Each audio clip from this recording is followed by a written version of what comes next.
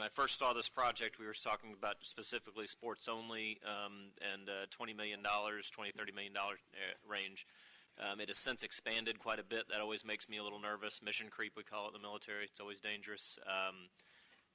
But the one thing that, regardless of where we end up with this, that we've got to understand is that Escambia County can no longer afford to support an asset that's bleeding $2 million worth of tax money.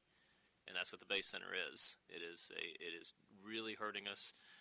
It is only going to get worse. It has to be a convention center component to it. I'd love to have the indoor basketball capability. I want to make sure the Ice Flyers are respected and kept. You know, that's been a great franchise, winning 3 championships out of the last 4. And in all the presentations I heard, I never heard anything mentioned about our Pensacola Ice Flyers. So I want to make sure that they're brought into the discussion as well. I'd like to keep them here as long. Jeff, I need to rebut to that a little bit. One of the things, and this is going to, I won't hear the end of this for a month.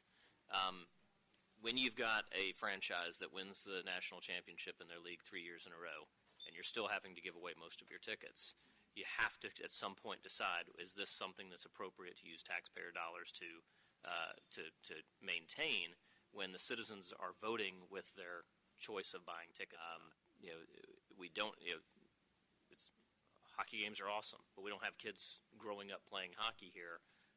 In terms of it doesn't feed in. So while it's awesome to have that kind of diversity, we have to be very careful about, are we funding a type of diversity that realistically the market's saying every day that they're not really that into it.